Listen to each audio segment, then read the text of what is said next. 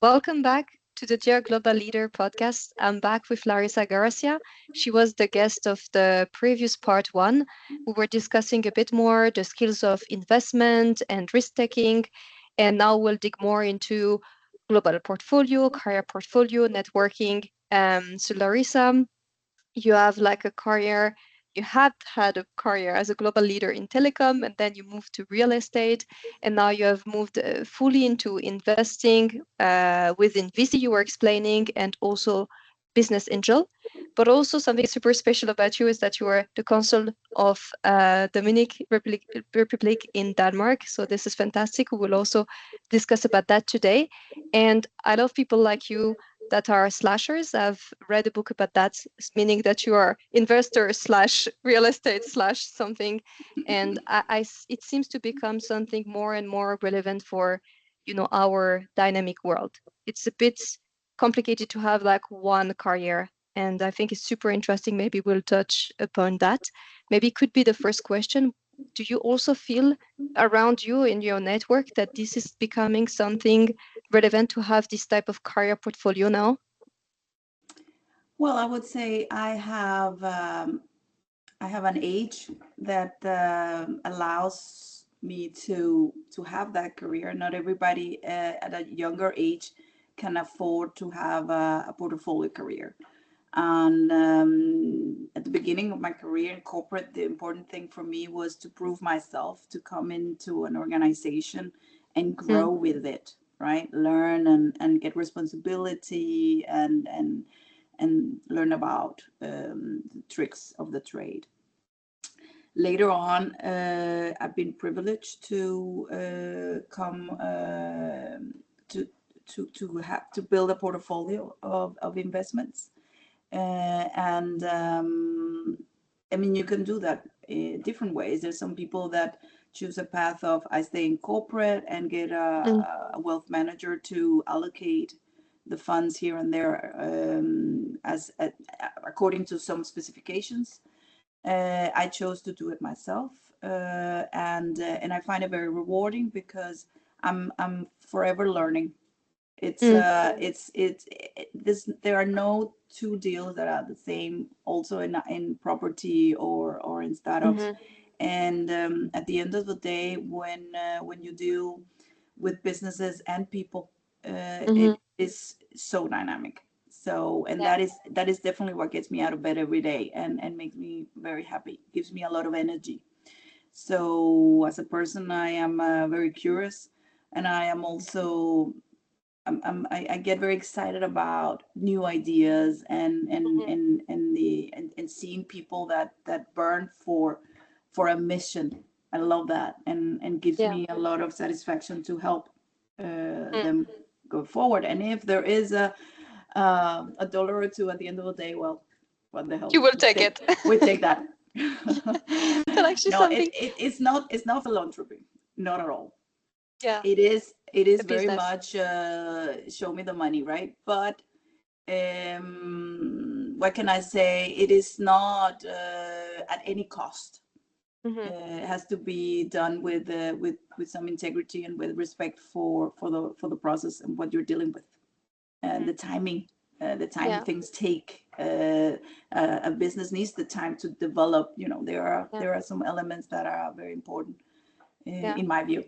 Yeah. It's something still interesting about your career is that, as you could say, a normal traditional framework could have been that you are a global leader, you have like a long past behind you, maybe you have accumulated wealth, you were lucky enough, and maybe you moved to investment. And you were saying your family was already maybe teaching you some stuff on real estate, but then you still move your like across this traditional path, and you went into VC and then angel investment and now diplomacy. So this is also your part of the career portfolio, is that this was totally not a path drawn for you at all. And I wondered how this went for you. How did you discover for yourself, okay, it's time for me to diversify? Like you diversify every day your portfolio.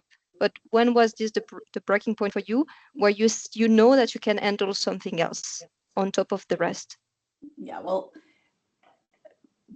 in terms of this being an honorary consul of the Dominican Republic in Denmark, Mm, that came about, you can say, in the same way as I get inspired to invest today. I moved to Denmark, um, to, to settle here, and I started to learn about Denmark and the possibilities here. And then I learned that Denmark was the land of insulin and windmills and green energy and a lot of good stuff. And I thought, okay, there is no embassy here.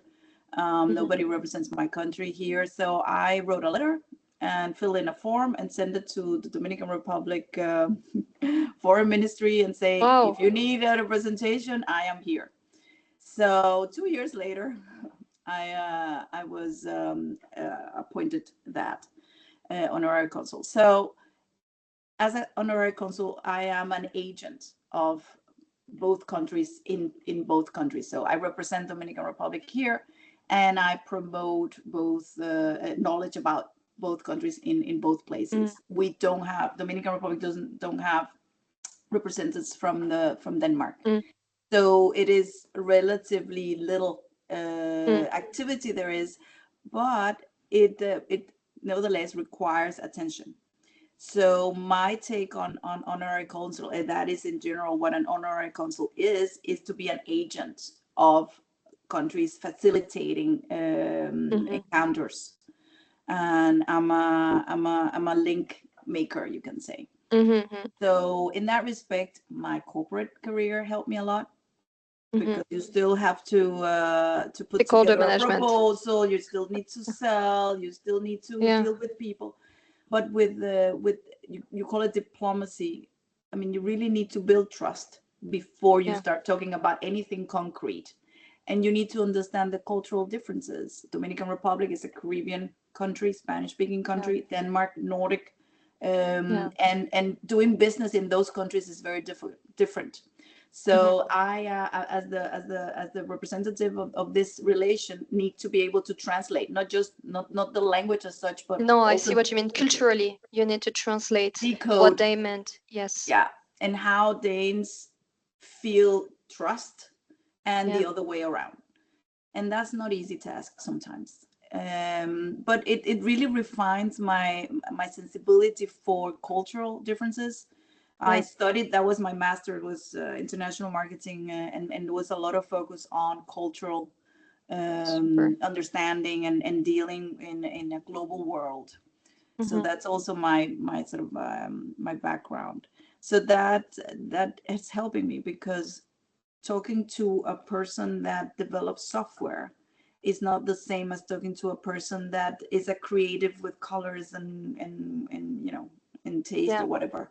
So you that's also a cultural difference, because Yes. my starting point is different from the other person. So I need to meet this person somewhere where we can then come up to an understanding.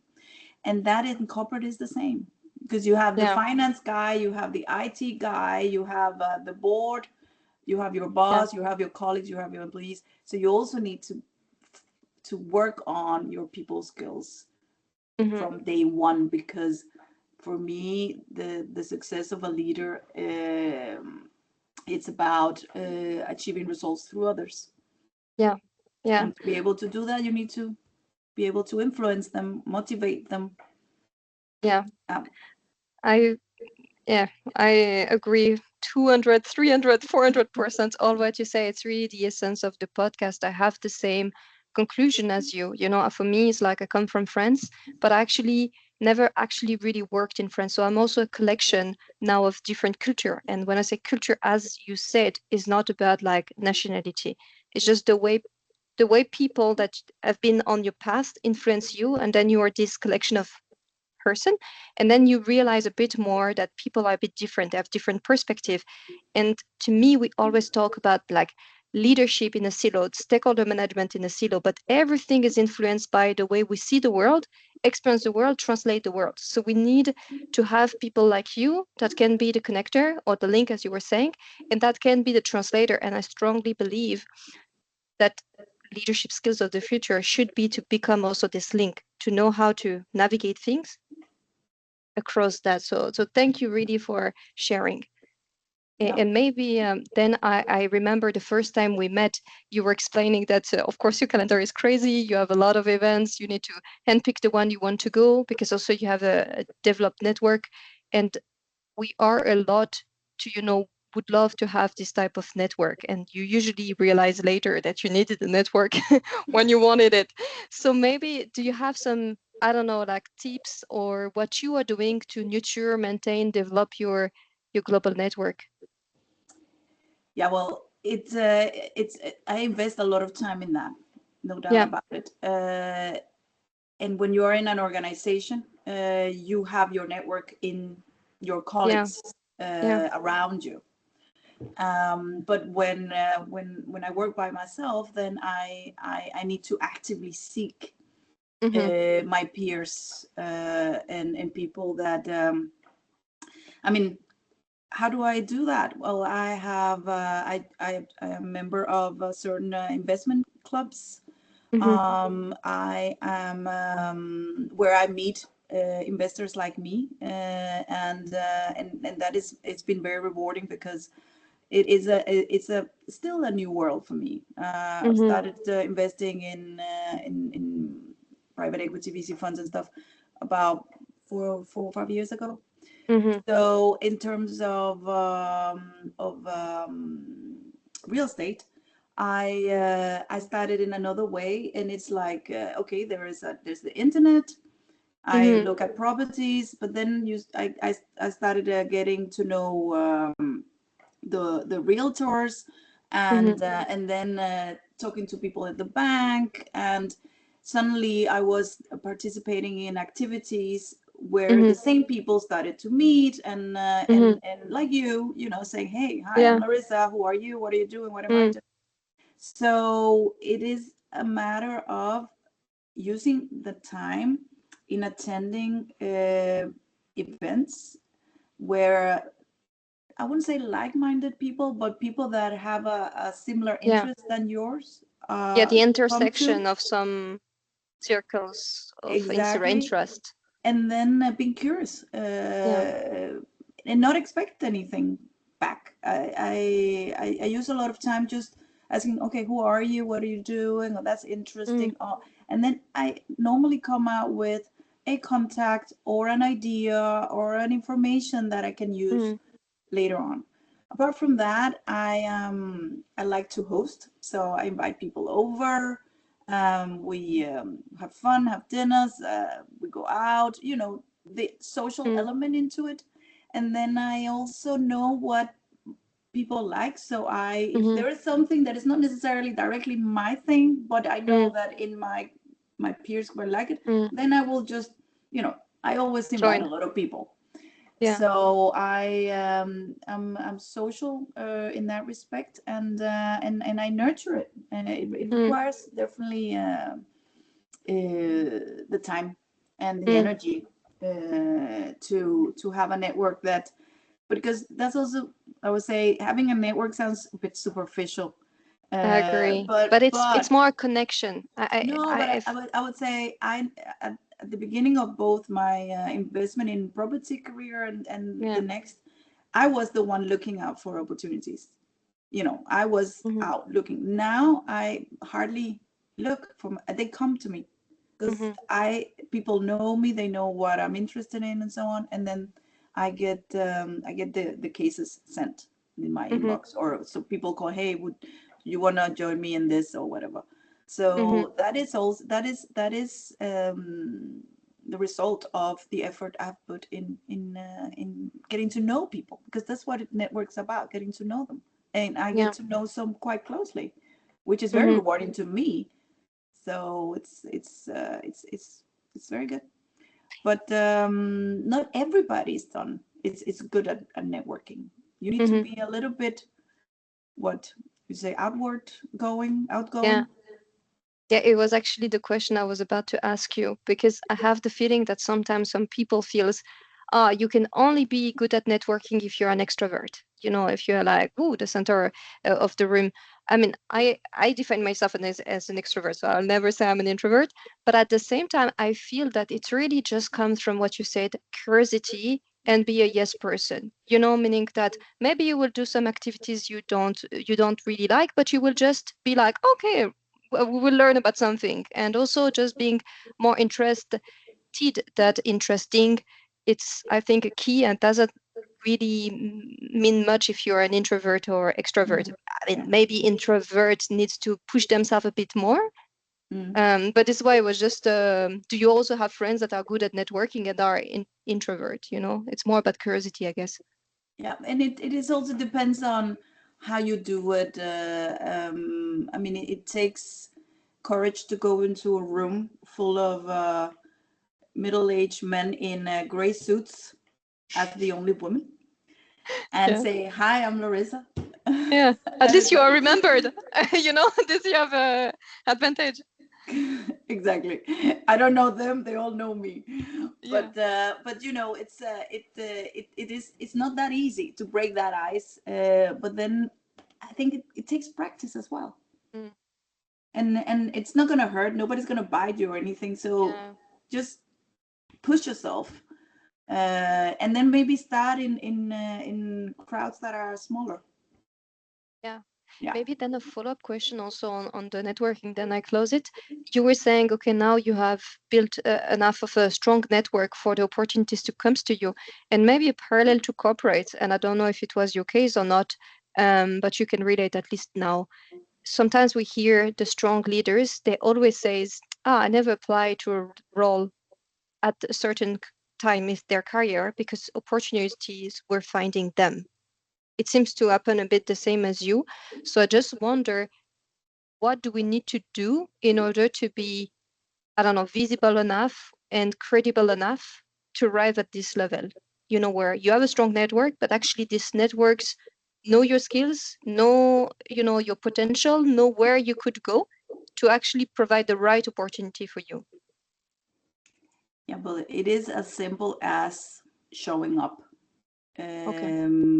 Show up, but not only show up physically, but also be present in the contact with other people, Mm-hmm. and be open and honest. You know, I at the beginning, when I started attending events where I could meet business angels or pitch events and so on, I I had difficulty saying who I was. You Mm-hmm. know, because it is it's I am an investor. Or what are you investing in? Mm, I haven't invested in anything yet. You know, it's mm, like, mm, mm. and that shouldn't be a barrier.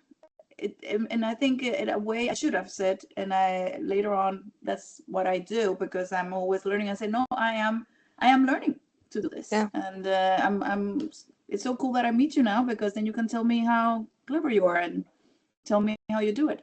I don't they say it can like that, help but you you know what I along the mean. way. I Yeah, I yeah, I always I feel I always get something out of an encounter with another person yeah. Mm-hmm, by myself being open about my own mm-hmm. circumstance in that event. So you need to show up, be open, be honest, be yourself. Yeah, yeah, super. And then maybe going more on the global portfolio, I think you had told me you're investing, in the US, in Denmark, in Dominican Republic, and all the places. Like, how do you do to also manage different investment across multiple countries? You were talking also that different countries adds different complexity, plus the fact of the time zone, the culture. So how does it work for you? Well, thank God for technology, right? Yeah, Um, yeah. so I have a lot of these kind of meetings, and then I try to meet the most important people in the different geographies at least Hmm. once or twice a year, Okay. face to face. Meaning your people or the founders and so on. Well, the founders, I've only invested here in Denmark, and yes, I want face to face with them. Okay. The VC funds as well. When I mean, I'm in the middle of it right now. They do quarterly reporting, and there are some that are better than others. So the ones that are not Mm-hmm. as good, I call them as like, should we meet? Do we have a coffee Mm-hmm. and have a look at how it's going?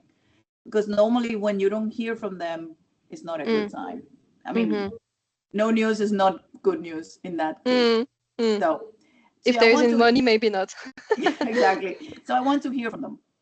Yeah. And so if they're not proactive inviting, then I Mm. contact them. And then my investments abroad, as I said, I have some regular check-ins and some very high level reporting. I don't have anything that is so sophisticated that I Mm. need something more complicated. But yes, keep touch. The check-ins are very important, definitely. Mm-hmm. And also depends on how involved I am with the startup. In some startups, it's just maybe twice a year, it's enough. And some Mm-hmm. others, it's weekly. So it Mm-hmm. depends on how they use me as Mm-hmm. investor. Mm-hmm. You know, there is something when we have a lot of diversity. Sometimes I was hearing at CBS this DNI expert. She was explaining that then there is a bias of uniformity, meaning that even if we are all diverse, we all want to belong, and at some point we all want a bit to find something in common. Where I'm going here is like you were saying, you have a different portfolio, and then you look at different report. Did you find yourself wanting to read the same report? Because I think for this would be easier to have like one template and look at it. Or do you actually accept different templates and try to actually find the right KPI for you in all of the different Yeah. templates that is provided to you? Well, there are some metrics that are always the same, but I don't think it's realistic for me to demand a Mm, standard report from everybody. mm, I'm not that big of an investor mm, mhm, in some cases. So I'm happy with I'm happy with getting the information that I think I need to be able to get mhm, a feeling for how the business is going, and mhm, then I go around and check myself. mhm, So a business which is going super good, well, mm, we're mm, selling a lot of units and everything, and it's like, okay, how's your media coverage? mm, Can I have a look at your budget and the forecast? How are we spending the money? You know, that kind of thing. mm. So in some instances where the trust is built and I know what's going on, Yeah. no problem. I'm happy with the reporting I'm getting. In some other Mhm, areas, I would like to go a little bit closer mhm, because I get a feeling that something is mm, not necessarily super good. And as I said, when you start not hearing from them, then it's probably mm, there where there is the issue. mm. So yeah, I try to keep a close contact to them, but it depends also on my the size of my ticket as well. Yeah. Yeah, and I hear also the trust level. If someone consistently show you that they earn the trust, maybe you can, if there is a month is not really good, Yeah, then okay, you yeah, let it pass. And then yeah, if something is maybe inconsistent, you need to tie it a bit more. yeah. Maybe a following question in this, we were discussing also in part one that sometimes information is incomplete or information is not at the right level. You were saying then you call them, you ask them for specific metrics you need. And I wonder, how do you, like, what is your guiding principle when you have incomplete information, and also maybe when stakes are high? Because you say maybe the smallest one you let them manage, but then maybe there's high tickets that Hmm. uncertainty is here, and how do you manage that then? Yeah, but I would say, in principle, I have learned to deal with circumstances where I don't have all the information because you never have all the information. Yeah, yeah. Um, but I would say if you put real estate in one end of the spectrum and startups in the other end, you have a lot of data on the real estate and almost none on the other. Mm-hmm. So that needs to be combined with risk assessment. You know, Mm-hmm. how can I, with the little information I have, make a picture of the risks around this and what's the worst case scenario? I always think, Okay. okay, what's the worst that can happen? The worst that can happen is that they go bankrupt Mm-hmm. and I lose my money. Can Mm-hmm. I afford that? Mm-hmm. So that's the ultimate. And then there are some others Mm-hmm. before that. But that always gives me the, okay, if I can live with that, then I get Mm-hmm. in. and start working to avoid that end Mm-hmm. scenario, right? So Do in you terms reconsider that often, this risk? Do you look at it in business, in startups, always that is always always? an exit. Yes, Mm-hmm. definitely. Unfortunately, but that's the name of the game.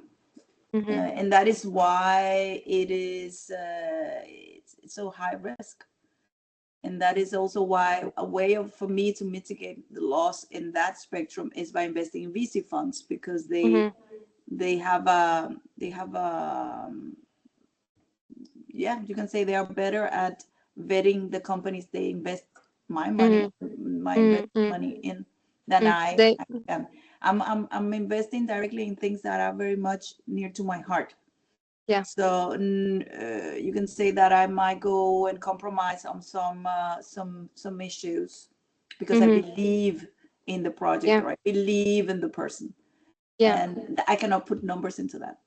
Yeah, and I could understand that you have some where you know that they are managed, they are more the secured part of your portfolio, and some you also want to take risk because you want to help build that, you were saying. So you Exactly. somehow you say, okay, there is not a lot of chances, but if only would be nice to be part of it, part of the success. Exactly. And it becomes a little bit part of my identity as well. Yeah. The things that I invest directly in, I become quite personally invested Mm-hmm. in Mm-hmm. these people and in these companies. So yeah, that's why. Yeah, that gives me a lot. So but in terms of uncertainty and lack of data, Mm-hmm. that is the standard way of operating. So I also use a lot of asking for references, Yeah. about the people or about the businesses, looking at reports that has to Mm-hmm. do with the market this company is going in, challenge the assumptions. Have you thought about Mm-hmm. that marketing can cost much more than retention Mm-hmm. is key? Sometimes I find myself Challenging. challenge. I need to challenge, because when founders start their idea, they're very focused on the product, and if Yeah. it's a technical product, it's a lot of that Mm-hmm. in their minds, right? But this product needs to hit the market at some point, Oh yeah. and that is not the first thing they start looking into. So the business cases are very sort of high level, and then I come in and I say, fine, that it's going to Mm-hmm. be the Yeah. very high growth, but let's have a look at what's underneath. You need Yeah. people, you need marketing, you need machinery, Yeah. you need all these things. How are we going to do that? Mm-hmm. Mm-hmm. So Yeah. it's that way. So again, it's not that I have the full picture at any time, but I try to challenge assumptions and presumptions Mm-hmm. to get to a place where I start feeling comfortable with the uncertainty. Mm-hmm. Super, I love it. Unfortunately, I see we always already arrive, I think, at the end of the part two. So I have three questions that I ask each guest.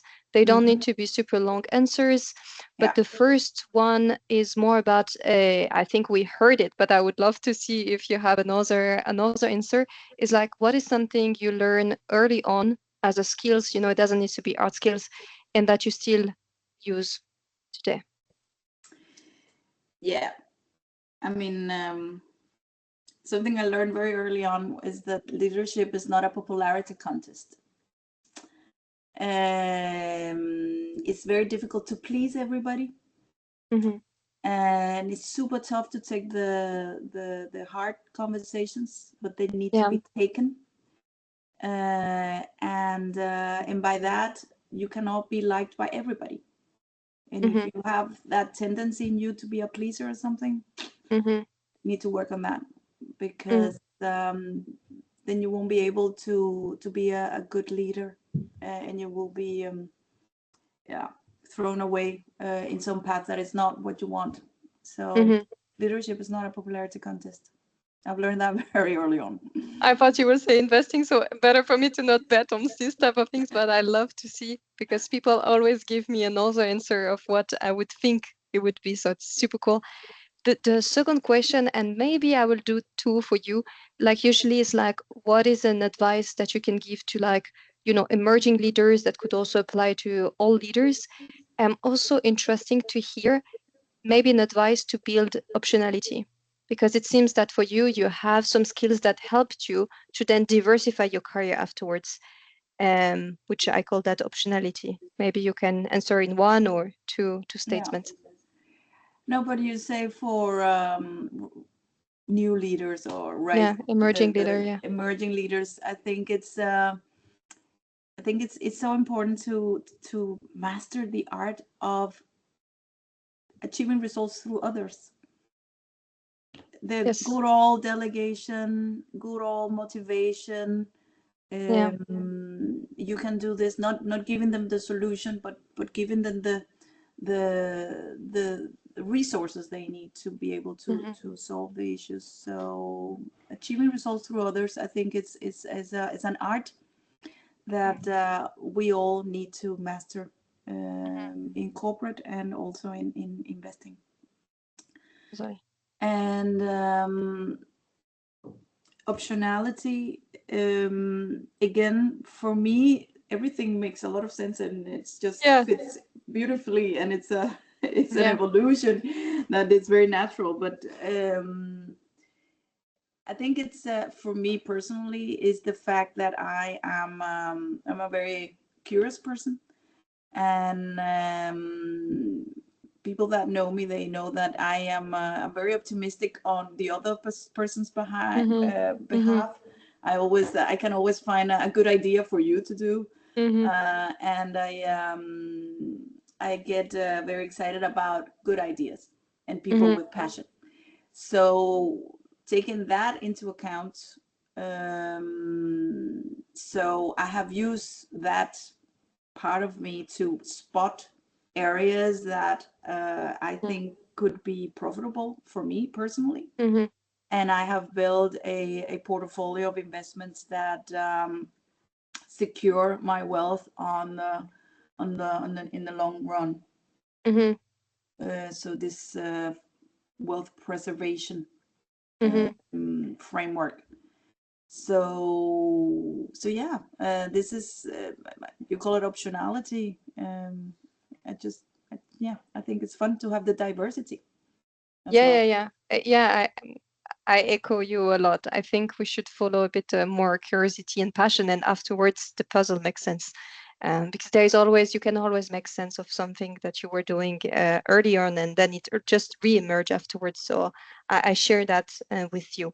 And the last question is, I now tend to say it's a bit of a me question because I love books. So I ask it for the others, but I will take it for me. I love nonfiction book, especially, and I have the feeling that, usually people read, but it can also be listened to podcasts or documentaries.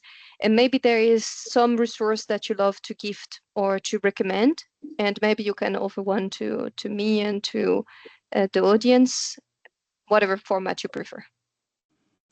Yeah, well, podcast I hear quite a few, but I guess in terms of a book that made an impression, I think it's one called The Sovereign Individual.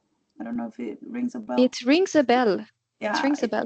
it talks about how technology is shifting power from institutions to individuals, and the Ah. global, how this is affecting the way we this globalization idea Mm-hmm. is changing due to geopolitics, but technology is also influencing quite a lot. So I think that's quite interesting